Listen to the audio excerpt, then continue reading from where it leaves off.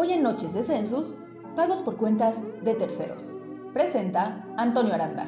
Invitado especial, contador público Eliseo Aguilar.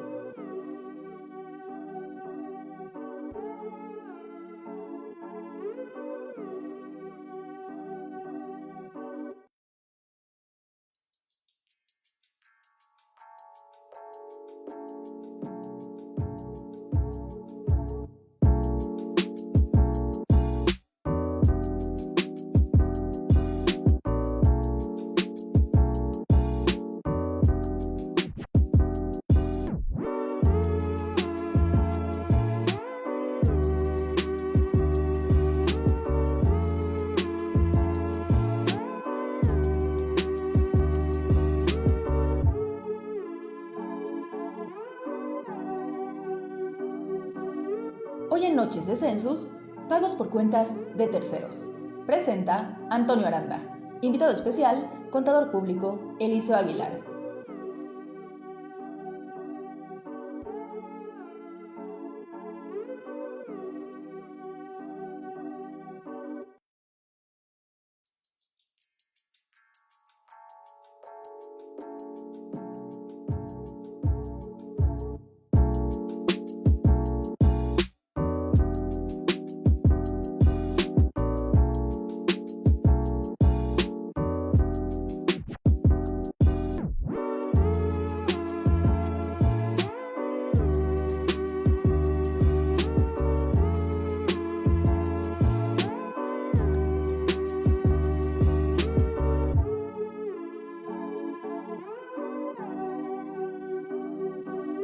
Hoy en Noches de Census, pagos por cuentas de terceros.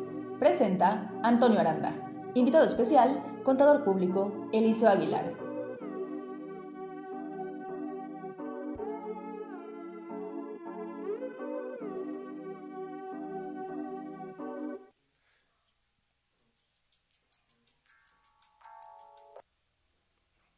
Hola, ¿qué tal amigos de nuestras redes sociales?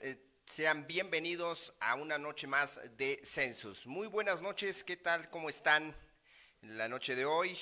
Día para que, todavía tardes para que nos esté viendo, por ejemplo, allá en Baja California, ¿no? Bien, por aquí Patricia nos manda saludos, muchas gracias. Bien, pues vamos a empezar con este tema de pagos a cuenta de terceros. Con el maestro Eliseo Aguilar Florentino, el cual nos va a acompañar el día de hoy para hablar un poco sobre este tema. Y bien, pues antes de iniciar y como siempre, vamos a las notas del día.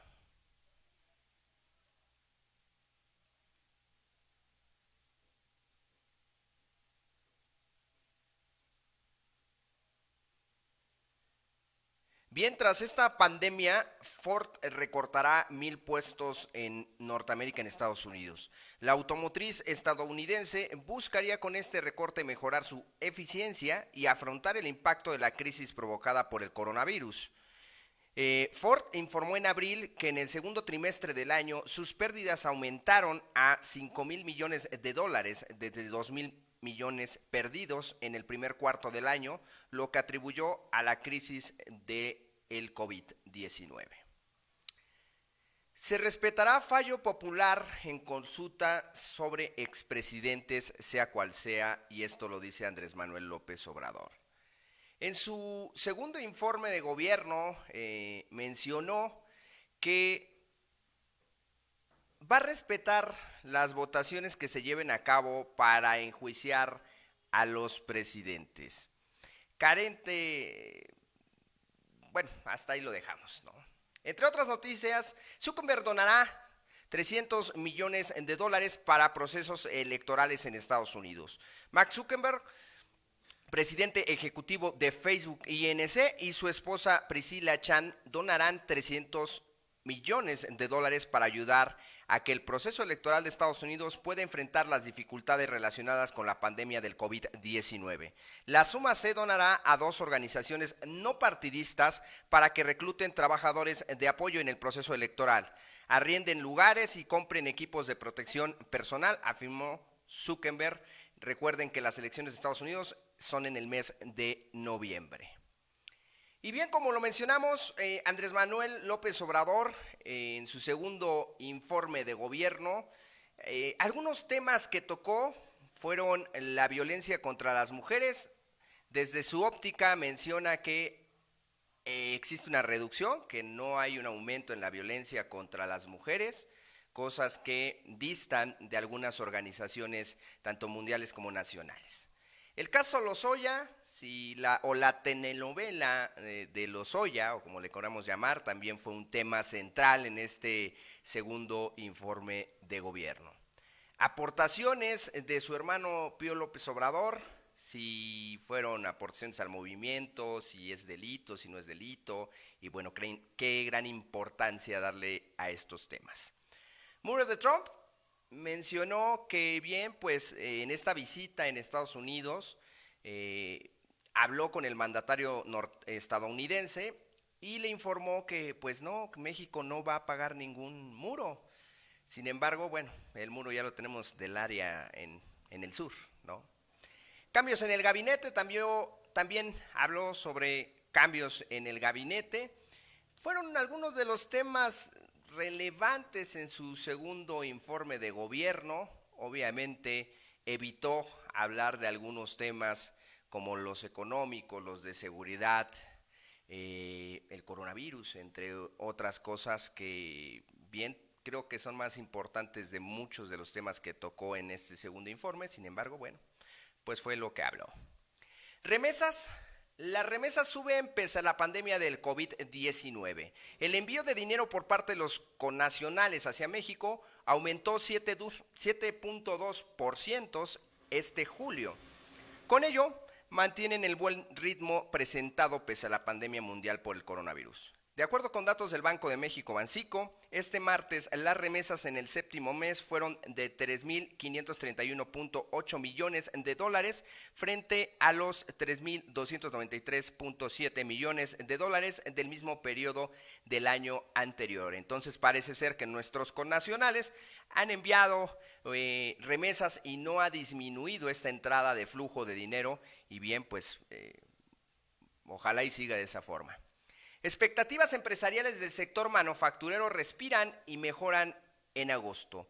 Las expectativas de los empresarios en la industria manufacturera en agosto mostraron avances en 6 de los 9 componentes evaluados, de acuerdo con lo publicado en este martes por el Instituto Nacional de Estadísticas y Geografía, INEGI. La perspectiva sobre los inventarios de productos terminados fueron superiores en 1.3 en su comparación mensual para ubicarse en las 50.7 unidades, su mayor alza desde mayo, cuando subieron solamente 1.4 puntos. Aumentar a 5 pesos el impuesto a refrescos. Esta es la iniciativa que impulsan 37 senadores de Morena. En el Senado, la bancada mayoría de Morena impulsó una reforma para incrementar el impuesto especial a la producción y servicios, el IEPS, de 1.26 a 5 pesos por litro de refresco y 8 a 25% para los alimentos no básicos que contengan una alta densidad calórica.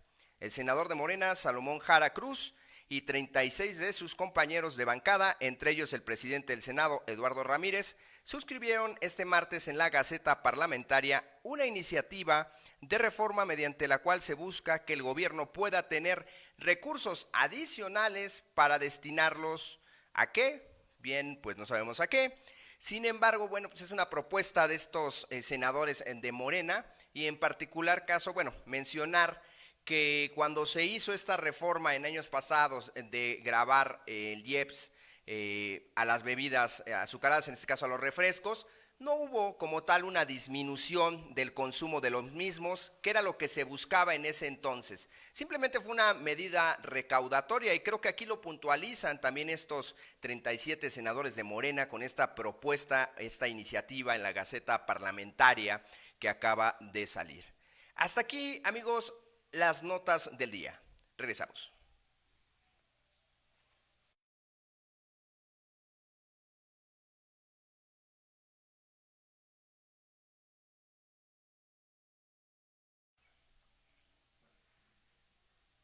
Bien amigos, hoy tenemos al contador Eliseo Aguilar Florentino. Maestro, muy buenas noches, ¿qué tal? ¿Cómo estás? Hola, ¿qué tal, Antonio? Muy buenas noches a todo nuestro auditorio, a ti, a tu equipo. Pues aquí muy ya preparados para platicar con este tema tan interesante, sobre todo porque hay muchas ocasiones en las cuales la autoridad fiscal pues no pretende reconocer ciertas deducciones o ciertos acreditamientos y por lo tanto, pues en esta ocasión nos ocupa estudiar cuáles son las particularidades de los pagos que pueden realizar los contribuyentes a través de terceros. Bien, a quien no conoce al maestro, voy a dar presentación de él. Él es licenciado en Contaduría Pública, es licenciado también en Derecho y tiene una maestría en Contabilidad con especialidad en Impuestos. Es contador público con 5 años de experiencia como docente a nivel licenciatura y 5 años también en el área de consultoría contable, fiscal, laboral y de seguridad social.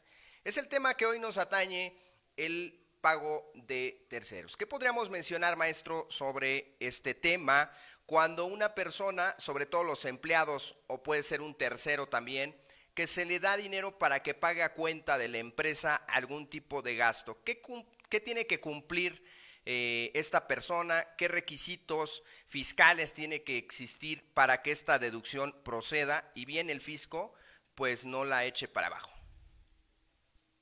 Ok, pues antes de entrar propiamente al tema, me gustaría hacer algunos análisis, sobre todo de las figuras que se presentan en la práctica empresarial antes de meternos con el tema fiscal, lo que está regulado en Código Civil, lo que está permitido, ¿verdad?, en Ley del Impuesto sobre la Renta.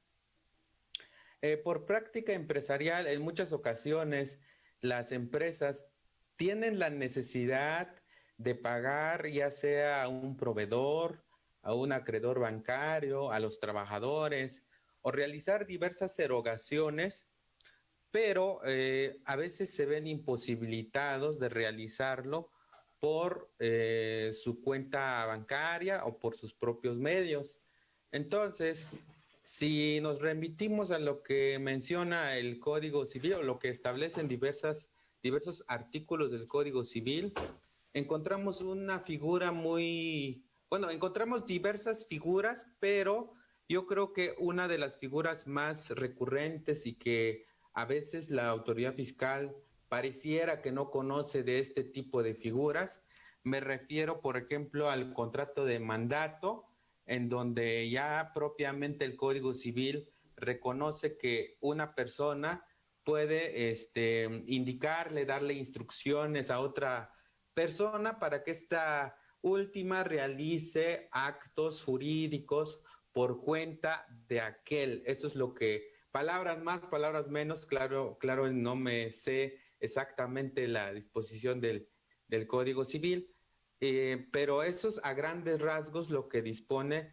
el Código Civil. Quiere decir que es algo que jurídicamente está permitido, y si nos metemos ahora con las cuestiones fiscales, lo que sí puedo decir de los temas fiscales es que la autoridad fiscal está acostumbrada a que cuando te realice o te revisa deducciones autorizadas, en primer lugar, que cumpla con todos los requisitos. Quiere ver el CFDI como lo establece, ya sea el código fiscal, su reglamento o incluso sus reglas de carácter general, ¿verdad?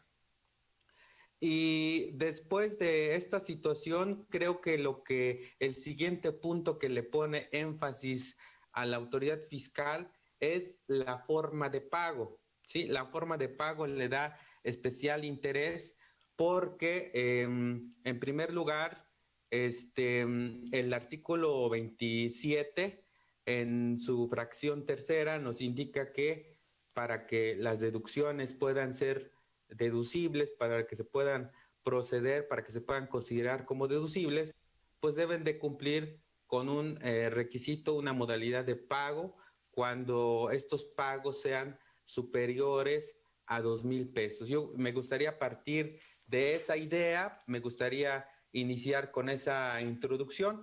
Ahora, respecto de pagos a través de terceros, pues hay diferentes momentos o hay diferentes escenarios en los cuales puede presentarse esta situación. Lo primero que acabas de comentar es cuando existe una relación no de amor, pero sí de trabajo o profesional, ¿verdad? Cuando existe una relación de trabajo o profesional. Esa situación lo encontramos precisamente en el artículo 28. Déjame ver la fracción exactamente porque que se refiere precisamente a que podrá ser deducible aquellos gastos que el contribuyente le pueda entregar a otra persona, y en este caso lo que exige el 28, que es precisamente la fracción quinta, se refiere a viáticos o gastos de viaje, ¿no? En este tipo de conceptos, artículo 28, fracción quinta, cuando se trate de esos conceptos viáticos o gastos de viaje, y quiero ser enfático en este punto, porque cuando dice viáticos o gastos de viaje, quiere decir que son dos conceptos distintos, ¿no? Son dos elementos diferentes, porque luego también yo creo que aquí un pequeño tip que nos pudiera servir en nuestra identificación de deducciones es poder identificar cuáles son aquellos conceptos que se pueden considerar como viáticos y cuáles como gastos de viaje. ¿Por qué lo refiero de esa manera? Porque para gastos de viaje hay requisitos, hay limitantes adicionales y por lo tanto hay que tener cuidado. ¿Cuál es la diferencia entre un gasto de viaje y un viático? Esa es la primera pregunta que yo le podría hacer. La segunda, ¿cuándo debe de existir en esta parte de los pagos un contrato de mandato? ¿Qué pasa si no existe el contrato de mandato como tal, no hay una formalidad de este contrato? Y segunda, ¿se tiene que notariar, por ejemplo? De acuerdo, pues son dos preguntas muy interesantes.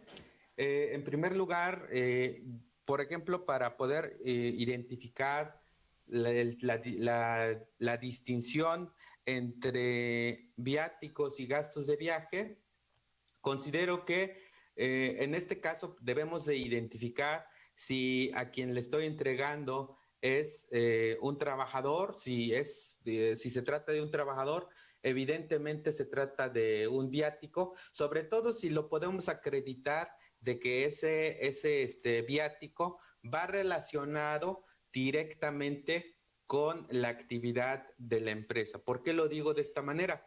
Porque incluso en la revista que se publicó el 18 de agosto de este año, que del Tribunal Federal de Justicia Administrativa, hay un precedente ahí muy interesante que menciona que aquellos gastos de viaje o viáticos que no estén relacionados con la actividad del contribuyente, pues entonces esos gastos o viáticos indistintamente serían no deducibles.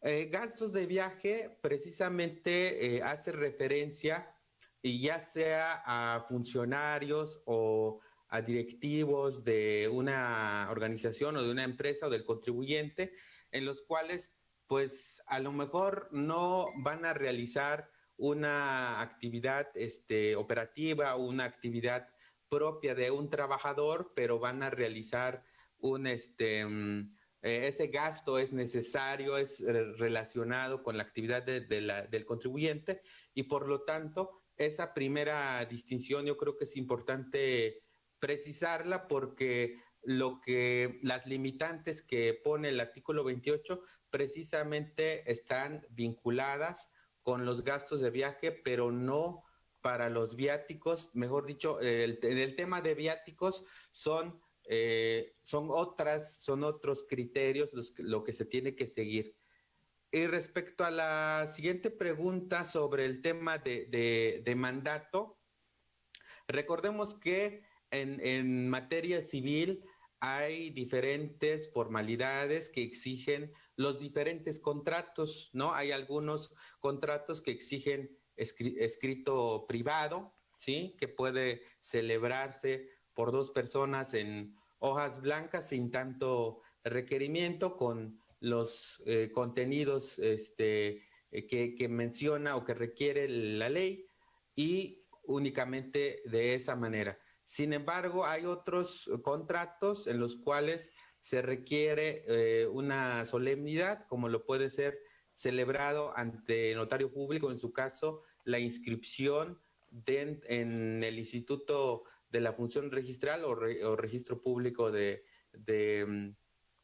Comercio de la propiedad, dependiendo del tipo de acto jurídico que esté llevando a cabo. Entonces, para mí, en este caso, si hablamos directamente de esa relación entre el contribuyente, los trabajadores o los directivos, considero que es innecesario estar celebrando contratos de mandato, porque incluso dentro de su mismo contrato individual de trabajo o contrato de prestación de servicios profesionales, si fuera el caso, pues se pueden establecer estas situaciones de los gastos extraordinarios en los cuales puede incurrir ya sea el trabajador o el directivo, el prestador de servicios, en el caso de que fuera necesario realizar alguna actividad fuera del lugar de establecimiento donde se está llevando a cabo la prestación del servicio. Ok, pues bien, maestro, vamos aquí un poco a las preguntas que tienen los foros y bueno, también los saludos, como siempre. Dice Pam Rey, buenas noches a todos. Patricia Beltrán también nos manda saludos. María Guadalupe, por aquí Amelio Alejo, que nunca falta, nos dice buenas tardes o noches, saludos desde el Racho La Chingada en Palenque, Chiapas. Por aquí Adrián Solís dice buenas noches. Marta desde Guadalajara, Jonathan desde Veracruz, Rodrigo Portillo, que también siempre nos está siguiendo. Aquí Gabriel Monroy, gracias a ti, Gabriel. Bien, nos dice sobre el libro que le enviamos. Felicidades, Gabriel, por haberlo ganado y qué bueno que ya lo tengas en tus manos. Vamos a dar en la próxima Noches de Census el día jueves. Bien, vamos a presentar quiénes ganaron los libros y muchas gracias por estar con nosotros escuchándonos. Bien, por aquí Rosa García también nos manda saludos, Erika Chávez, Antonio Lomas. Y por aquí Amelio Alejo nos pregunta, dice, ¿quiénes deben de usar el contrato de un mandato para que pueda tener relación con la empresa de acuerdo a sus actos?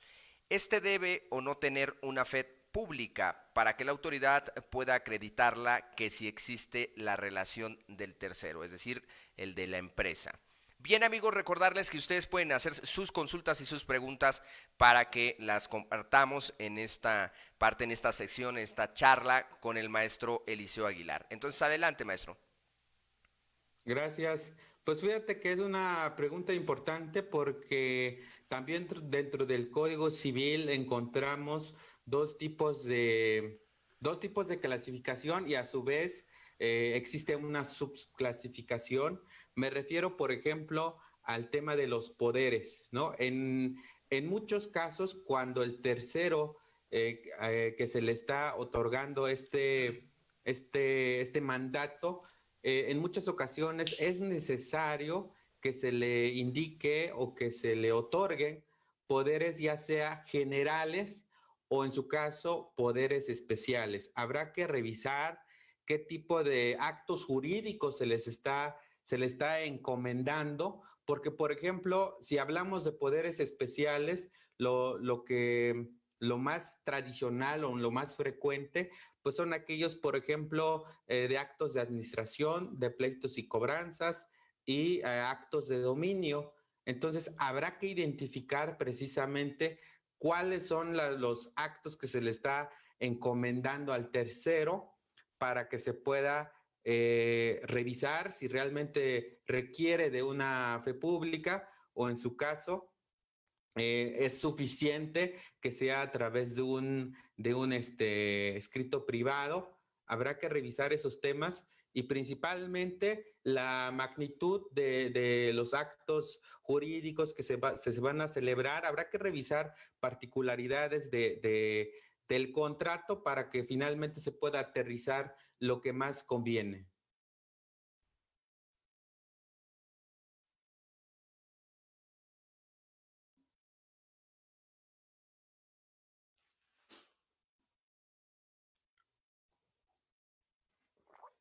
Y yo lo agrego en el contrato del chofer. ¿Qué también está realizar esto? Bueno, en el caso del chofer, yo quiero pensar que se trata de un trabajador y en ese caso, si se trata de viáticos, si se trata de ese tipo de erogaciones, no le veo ningún inconveniente. Habrá que cuidar ciertos detalles, sobre todo que el trabajador pueda obtener los comprobantes fiscales y que esos comprobantes fiscales, precisamente ese punto es el siguiente punto que quiero compartir, porque existe un artículo específicamente, ajá, existe un artículo específicamente en el reglamento de la ley del impuesto sobre la renta. Quiero realizar un pequeño antecedente. Ese artículo anteriormente estaba en el artículo número 35 y estuvo vigente hasta el 8 de octubre del 2015. ¿Qué sucede? ¿Qué sucede para el caso del nuevo reglamento? Lo único que sucede es que cambia el número del artículo, el contenido en esencia es lo mismo y hay ciertas cuestiones que me gustaría comentar sobre este artículo porque pudiera presentar muchas bondades, ¿no? Hay algunas salas del Tribunal Federal de Justicia Administrativa que lamentablemente no lo reconocen de esa manera, sino que agregan requisitos que no contempla el mismo reglamento ni la misma ley. Y me refiero al actual artículo 41. ¿Y qué es lo que voy a, qué es lo que menciona el artículo 41? Lo comento rápidamente. Ya no habla específico, incluso este artículo excluye como tal ya a las contribuciones, viáticos y gastos de viaje. ¿Qué quiere decir? Que en otros conceptos, en otras deducciones autorizadas, pudiera ser posible realizar el pago a través de un tercero aplicando el beneficio que contempla el artículo 41. ¿Qué requisito nos exige el reglamento de la ley del impuesto sobre la renta? Lo único que nos exige como requisito es que el pago hacia el tercero sea a través de transferencia, a través de traspaso de cuentas en instituciones de crédito o en su caso que nominativo.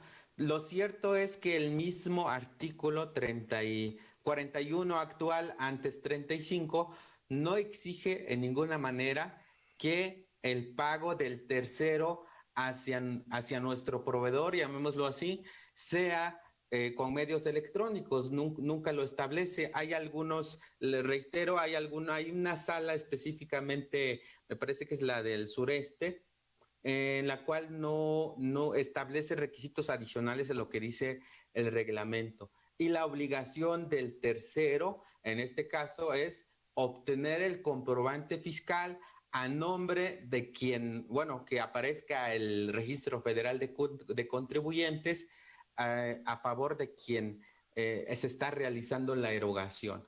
Esto es un tanto un poco complicado, la autoridad no lo ha querido aceptar de esa manera. Lo digo de esa manera porque en la resolución miscelánea fiscal existe una disposición específicamente en los cuales ya establece dos momentos específicos y establece muchos requisitos adicionales en los cuales el reglamento no contempla como requisito para que sea deducible. Ok, maestro. Bien, pues aquí también nos comenta Ángel nos dice, buenas noches, ¿se le podrían pagar los viáticos a un profesionista que viene a la empresa a brindar sus servicios profesionales? Y antes de que responda la pregunta, amigos que nos están viendo por las redes sociales, ¿me escucho correctamente? Porque por aquí decían que no se había escuchado lo que había mencionado, que era la pregunta anterior. Sin embargo, ahorita lo que nos están preguntando es, dice, ¿se podrían pagar los viáticos a un profesionista que viene a la empresa a brindar sus servicios profesionales? Es la pregunta que nos hace Ángel. De acuerdo. Pues yo considero que sí, sin ningún problema se puede realizar el pago en este caso, de los viáticos, del prestador de servicios, y en este caso, por ejemplo, lo que pudiera acreditar, en este caso, de que se trata es exclusivamente de ese tipo de erogaciones, pues es que a lo mejor el domicilio del profesionista pues no corresponde a donde se está llevando a cabo la prestación del servicio, o depende de cómo está el contrato de prestación de servicios profesionales, que se haya pactado que los viáticos corren a cuenta del cliente, o en su caso si corren a cuenta del profesionista, tendría que incrementar, tendría que ser más caro el valor de sus servicios. Es muy importante que todo vaya concatenado, que todo vaya, que vaya concordando. No es válido que el contrato diga de una forma y la operación se realice de otra manera. Por lo tanto, aquí mi recomendación sería, hay que redactar los contratos conforme se va a llevar a cabo la operación, porque luego en algunas ocasiones sucede, en otro país, no en México, que descargan el contrato en internet, o lo compran con Oh, alguien que no, con alguien que también lo descargó de internet, pero finalmente no establece adecuadamente bueno, pero le las puso más condiciones. cosas, contador. Ah, ok, entonces Sí. ahí ya sería otro tema, ¿verdad? Ok, perfecto. Aquí Amalio nos vuelve a mencionar, dice, el tercero muy independiente del trabajador puede ser un socio o representante legal. Con el contador basta con el poder de fe pública para ser un tercero relacionado con la empresa o se tiene que realizar el contrato de mandato ratificado ante fe pública. Es decir, Ah, ok. que un socio, un socio de la empresa, le dan una cuenta, le dan para que él pague a cuenta de la empresa, se obliga a tener que demostrar esta parte del contrato o simplemente con el poder notarial. Fíjense que en muchas ocasiones yo considero que estamos mal acostumbrando las autoridades, y me refiero a tanto autoridades fiscales como incluso a veces funcionarios del Tribunal Federal de Justicia Administrativa. ¿Por qué? Porque en muchas ocasiones, cuando la misma ley o el mismo ordenamiento no te lo exige, nosotros lo elaboramos y lo aportamos, y pensamos que entre más documentación aportemos, más la autoridad nos va a dar la razón. En este caso, por ejemplo, específicamente la ley, en este caso el reglamento de la ley del impuesto sobre la renta, no exige documentos adicionales para que proceda su deducibilidad. Habrá que revisar ese tercero qué tipo de actos va a llevar a cabo, porque algunos actos pues requieren el poder de actos de dominio, algunos requieren de pleitos y cobranzas, y otros requieren de actos de administración. Ya es un tema más jurídico que fiscal, que se tiene que observar, pero si hablamos de la deducibilidad, en mi opinión, mientras la naturaleza de la operación no lo exija, considero que es totalmente aplicable, totalmente deducible. Por aquí nos menciona Rosario García, ¿es obligatorio realizar el contrato? Ok, bueno, lo que sucede es que los contratos es un tema demasiado amplio, diría yo, porque en primer lugar tenemos el Código Civil Federal, en materia civil, pero no podemos descartar las demás materias, ¿no? Que también existen, y habrá que revisar específicamente la naturaleza de la operación. ¿Por qué lo digo de esa manera? Porque, por ejemplo, un arrendamiento es obligatorio para, en este caso, a quien protege con mayor medida, pues es al arrendatario, ¿no?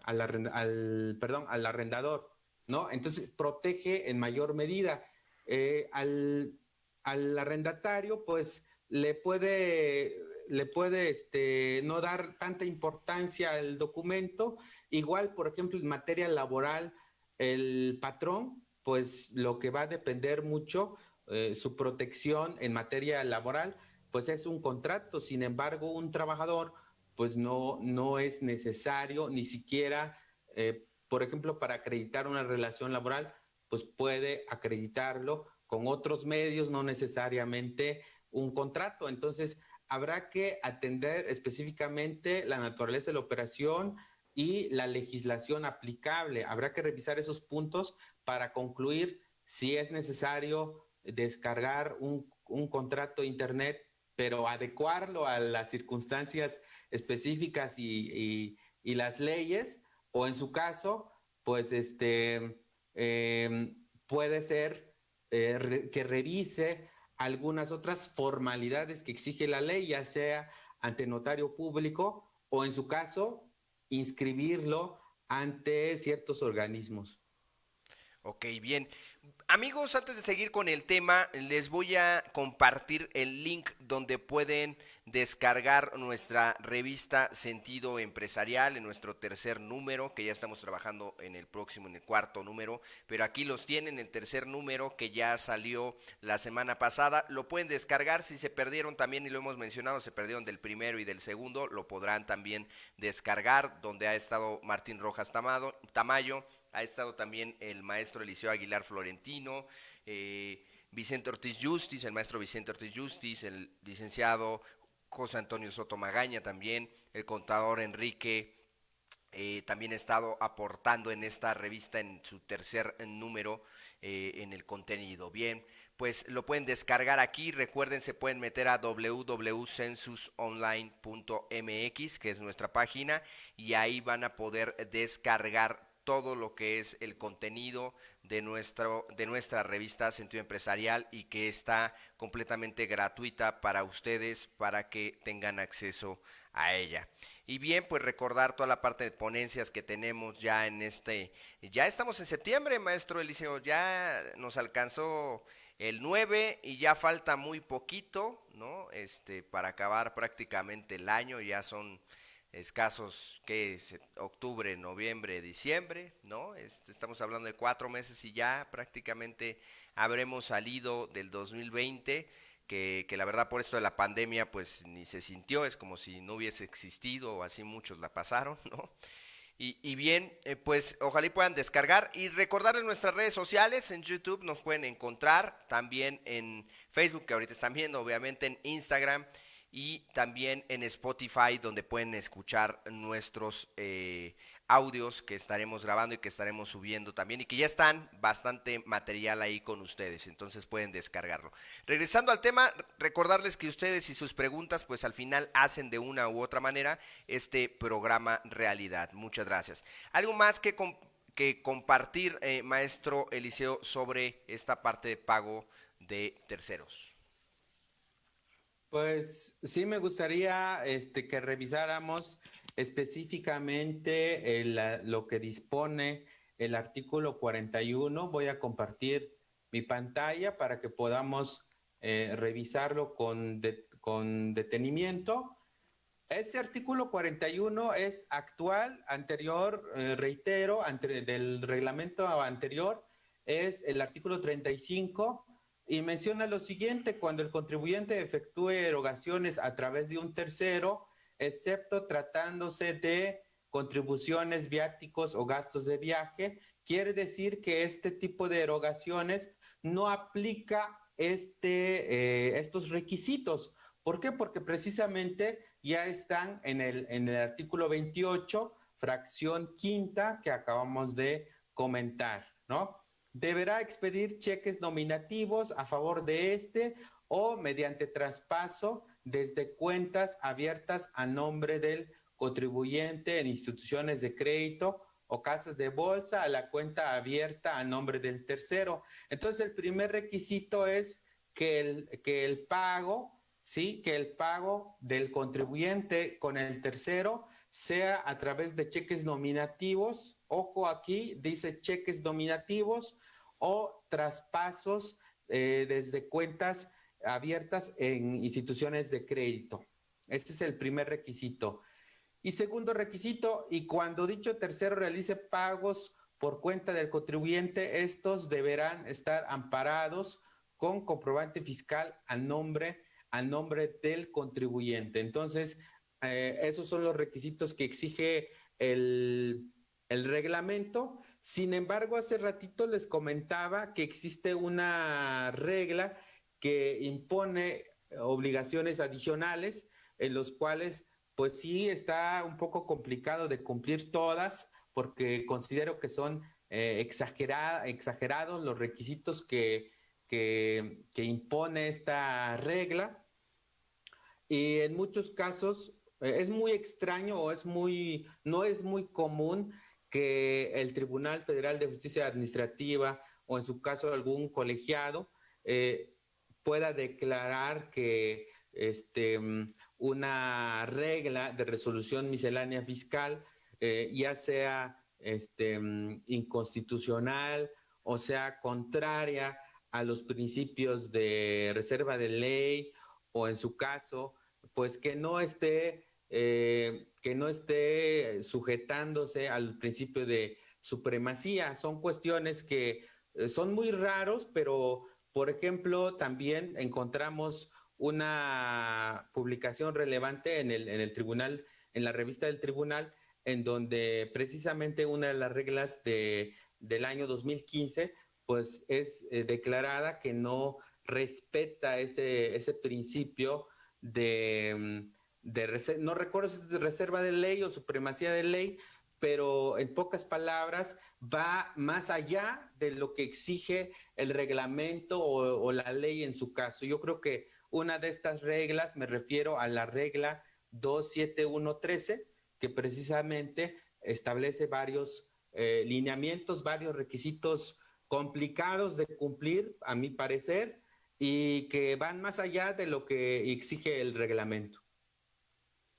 Ok, perfecto. Pues bueno, voy a ver si aquí tenemos alguna pregunta por parte de nuestra audiencia. Creo que están muy callados. Recordarles, amigos, que tenemos próximos cursos de régimen fiscal de las constructoras, NIF para principiantes con el contador Martín Rojas Tamayo, temas selectos de las remuneraciones con el maestro Julio César Constantino, entre otros muchos temas que tenemos. Pueden entrar a www.censusonline.mx y bien, pues a ver los próximos cursos que estaremos dando también, SUA para principiantes, entre otros, como IMSS e Infonavit, y bien, pues varios de los cursos que tenemos a su disposición.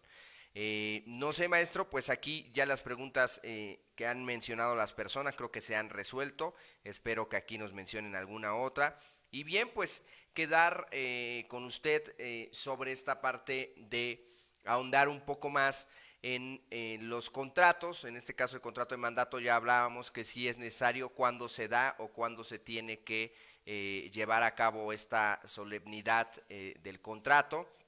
Y bien, ¿qué pasa con aquellos personas que reciben algún tipo de viático, en este caso, y no enteran al patrón pues estos gastos, ¿no? Es decir, no cumplieron esta regla de entregar el comprobante fiscal, etcétera? ¿Qué les pasaría a estas personas que son asalariadas al final? ¿Qué podría estar pasándoles en esta parte? Bueno, es que en el tema de viáticos, pues son temas más amplios. En primer lugar, porque el contribuyente está obligado o debe de estar emitiendo, ya sea dentro de su recibo o en su caso en una nómina extraordinaria, en donde consten aquellas cantidades que está entregando por concepto de viáticos a sus trabajadores. Incluso pues se adecuó ahí el catálogo para la nómina y se agregaron varios campos que cuando entregas el viático, que cuando lo compruebas, cuestiones y cuando, bueno, se tiene que dividir ahí los conceptos porque pueden existir viáticos exentos y pueden existir viáticos grabados. Es un tema muy interesante porque cuántos de los trabajadores saben o conocen de estos temas, y no es por espantar a la gente, pero en muchas ocasiones pueden tener lo que ellos a lo mejor ya habían planeado de un impuesto a favor, ¿verdad? Cuando sorpresa entran en su plataforma, ya como ven que ya no necesitamos contador, ya aparece todo ahí en automático, nada más le das clic y ya sale todo ahí cuánto es lo que tienes que pagar, pues pueden llevarse ahí una sorpresa en el caso de que tuvieran viáticos grabados. Aquí la primera recomendación sería para aquellos que reciben en sus cuentas bancarias depósitos por conceptos de viáticos, es procurar siempre, a lo mejor sale un poco más caro o es un poco más complicado de estar buscando en qué establecimiento o con qué tiendas o lugares expiden comprobantes. Pero eso es una buena medida para evitar decirle al patrón o al contribuyente, ¿sabes qué? Esa cantidad no lo pude comprobar. Eso como una primera recomendación. Pero siempre en muchos lugares pues no hay los establecimientos adecuados para que reciban o emitan los comprobantes correspondientes. Afortunadamente el reglamento de la ley contempla un margen en el cual tú puedas tener ingresos por viáticos y que no puedas comprobar. Sin embargo, hay un margen ahí establecido, no recuerdo exactamente ahí la cantidad, pero por ejemplo en el año no puedes rebasar de 15,000 pesos, si no mal recuerdo es 15 o 20% por evento que puedes llegar a tener como margen tolerable, llamémoslo así, pero lo conveniente siempre para aquellas personas que reciben viáticos es su comprobación. Segundo, en caso extremo, ajustarse a estos parámetros de tolerancia, y si se rebasaran estas cantidades, pues entonces ya es cuando pudieran convertirse en cantidades gravables, ¿no? Cantidades gravables, sobre todo si no se comprobaron estos montos, y serían sujetos ya a un impuesto sobre la renta que pudieran estar generando, ¿no? Ese sería mi comentario. Por aquí Amalio Alejo dice, ¿qué pasa si el pago a terceros son en efectivo? ¿Serán aceptados por la autoridad fiscal o laboral? Ok, fíjense, voy a meterme un poquito ya con anécdotas, porque, por ejemplo, fíjense que hace un tiempo, 2012, 2013, no recuerdo con exactitud, eh, precisamente hay auditores un poco, bueno, tanto agresivos, sobre todo aquellos del Instituto Mexicano del Seguro Social, Sí. y me tocó atender una revisión de gabinete en el caso del Instituto Mexicano del Seguro Social, y el criterio tan agresivo que a mí me sorprendió bastante de este auditor es todas las facturas de personas físicas que encontró en la contabilidad, lo consideró como salario, ¿no? Ah, caray. Así de forma muy agresiva. Dije yo, qué está pasando en este mundo, ¿no? En qué actualización me quedé? Pero después me percaté que es una cuestión de criterio, porque pues claro está que el contribuyente, en este caso el patrón, le corresponde acreditar que no existía relación laboral y precisamente no hay muchos elementos en los cuales se puede acreditar que no existe relación laboral.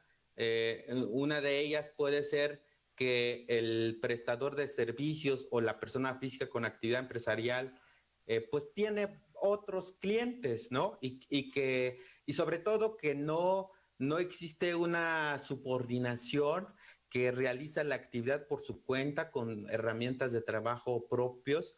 Y esa situación me tocó atender. Finalmente no entendía muy bien cómo se estaba manejando el crédito fiscal, porque después entendí que ellos lo que manejan es un récord, una cantidad que les imponen ahí para como cifra meta recaudatoria, y pues se vale de todo, se vale de todo. Ya será cuestión del contribuyente con qué elementos se pueda defender, ¿no? Para finalmente, pues ante otra autoridad, que se pueda determinar quién tiene la razón o no. Claro. Por aquí Tania nos dice, buenas noches, contador. ¿La empresa puede pagar viáticos a empleados que tienen por medio de outsourcing? Ok, bueno, pues la verdad es que en la práctica se han dado diferentes circunstancias. Si existe un contrato como tal de subcontratación de personal y que se pueda identificar cuál es la actividad que está realizando el trabajador subcontratado. En pocas palabras, si existe todo en ley y no hay simulación de actos, porque dicen que en algunos casos hay simulación de actos, pues habrá que revisar toda una documentación integral para finalmente decir si es posible o no, porque no es tan fácil únicamente tomar un solo elemento aislado, porque finalmente cuando la autoridad, llámese IMSS, Infonavit o SAT, cuando hace una revisión, cuando ejerce sus facultades de comprobación, pues en muchas ocasiones el contribuyente pues entrega documentación y puede ser que dentro de esa misma documentación pueda evidenciarse, ¿no? De que está simulando ciertos actos y pues sería cuestión de analizar cómo están los demás documentos, ¿no? Ok, por aquí nos dice Esteban, se dice que la resolución miscelánea, de acuerdo al artículo 33 del Código Fiscal de la Federación, crea derechos, mas no obligaciones, pero ya vimos que en ocasiones no es así. Aquí Amelio también nos dice, siempre que las autoridades trabajan bajo presión y metas de recaudación fiscal, es decir, lo que estabas diciendo, ¿no? Ellos trabajan bajo un esquema de que tienen que recaudar y al final eso es a lo que se van a dedicar, ¿no? La persona cuando ya llega directamente al lugar. Así es. Bien amigos, pues estamos entrando a la recta final, recordarles y ya les dejamos el link por ahí de nuestra revista Sentido Empresarial, ya va a salir el cuarto número. Por cierto, el maestro Eliseo por ahí nos regaló también otro escrito. ¿Cuál fue, maestro? ¿Recuerda? Claro, es el tema de aspectos importantes de los testamentos. Ok. Ujú. Aspectos importantes de los testamentos. ¿Qué vamos a ver ahí Sí, en ese escrito que nos regaló para el cuarto, para la cuarta revista, en este caso número de la revista Sentido Empresarial? claro. Pues en este caso lo que plasmamos ahí son los requisitos, las formalidades que deben de observar las personas y estar fomentando esta cultura de la planeación. Yo considero que el testamento es uno de las figuras que pueden formar parte de una planeación patrimonial. No estamos acostumbrados en México a realizar ciertas precauciones o a tomar ciertas prevenciones. Ya cuando están los problemas, ahí es cuando uno se preocupa o trata de reparar los males, pero en muchas ocasiones sale muy caro o en su caso las soluciones no son las adecuadas, ¿no? Y perdón, pero quiero comentar hace rato mencioné sobre un criterio desafortunado. Por si alguien lo quiere buscar y lo quiere analizar, sería importante, está en la página del Tribunal Federal de Justicia Administrativa, lo encuentran con la clave 7 romano TASR SUE 4, así lo encuentran. Ese criterio tan desafortunado que menciona que pues los dos pagos tienen que ser con medios electrónicos, me refiero al contribuyente con el tercero y el tercero con el proveedor, situación que creo que está por demás decir que el reglamento no lo contempla de esa manera. Ok, vuelves a repetir, por favor, maestro. Es 7 romano. 7 romano, guión, T, Ok. TASR, T-A, ¿qué? SR, S-R, guión, SUE, S-U-E, ajá, guión, 4. guión 4. Ok, Uh-huh. pues ahí está. eh, Bien, por aquí Tania nos está diciendo que hizo una pregunta anteriormente, pero ya no se la mencionamos. Sí, claro, fue el de la parte de los viáticos a empleados que tienen por medio de outsourcing. Ya lo dijo que tienen que, bueno, pues al final buscar varios elementos, ¿no? Para enlazar ahí, que en verdad se está dando este tipo de situación, dándole viáticos a estos empleados que están contratados por un tercero, ¿no? En este caso por el outsourcing, y de no ser así, pues puedes llegar a tener algunos problemas. Ya lo mencionamos anteriormente. Perdón, Toño, nada más para ampliar esa parte, porque sí, en la cuestión de seguridad social existen obligaciones adicionales para las empresas que se dedican a subcontratación de personal. Antes de la reforma 2020 la ley establecía obligaciones adicionales para quienes tenían proveedores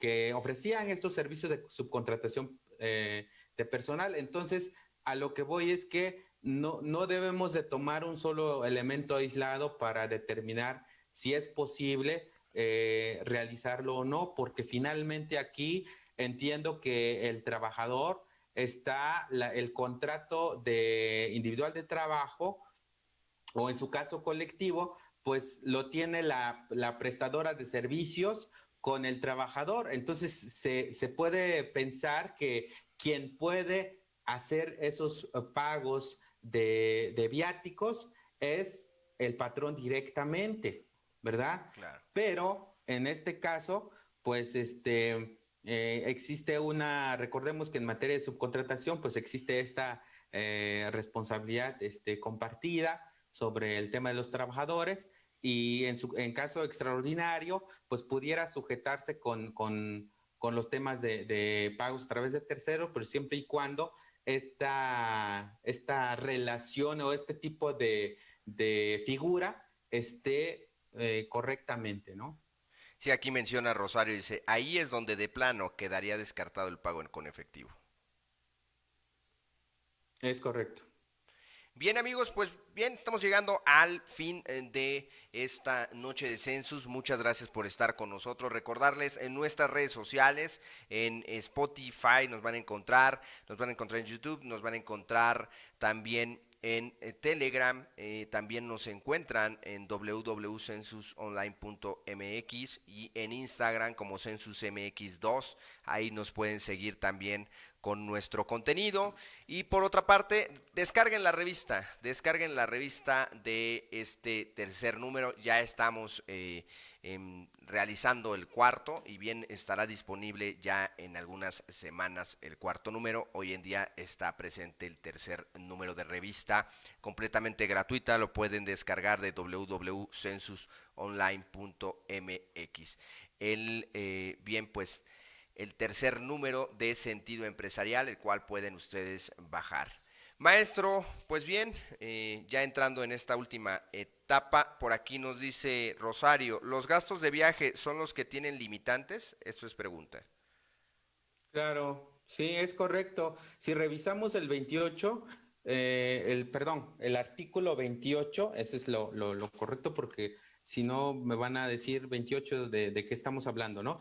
Si revisamos el artículo 28, Recordemos que el 28 habla de los conceptos o de las partidas no deducibles, y si revisamos la fracción, específicamente la fracción quinta, nos podemos dar cuenta que la primera situación o la primera idea que pone esta fracción habla de los dos conceptos, tanto viáticos como gastos de viaje. Sin embargo, cuando ya empieza a establecer limitantes de cuántos, hasta qué monto está permitido, por cuántos beneficiarios, en la mayoría por cada beneficiario específicamente, pues ya habla propiamente de los gastos de los gastos de viaje, ¿no? Por ejemplo, hablamos de alimentación, de renta de autos, de hospedaje solamente en el caso de extranjero, por mencionar algunos ejemplos, ¿no?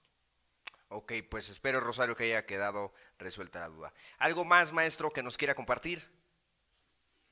Pues yo creo que siempre es importante recalcar y que nuestros amigos pues sepan de que cuando se trata de realizar una deducción, en su caso un acreditamiento, tenemos que atender los requisitos específicos que menciona la ley. No nos pueden exigir requisitos adicionales, ¿no? Ahí en la práctica se va a dar mucho. Por ejemplo, se me ocurre en este momento de que no será deducible algún concepto si no tienes tu complemento de recepción de pago. No estoy fomentando o no pretendo fomentar que no realicen o no cuiden ese tipo de circunstancias. Yo creo que también nos hemos dado cuenta que ese tipo de documentos o ese tipo de formalidades nos apoyan mucho en cuestión de control interno. Sin embargo, ya en una cuestión de determinación de créditos fiscales en casos extremos, pues deben de saberlo ustedes que son requisitos que no contempla la ley. Debemos de cumplir única y exclusivamente lo que requiere, lo que solicita la ley, para que pues de esa forma podamos estar en un estado de derecho. Ok, perfecto, pues bien, esperemos que las dudas que teníamos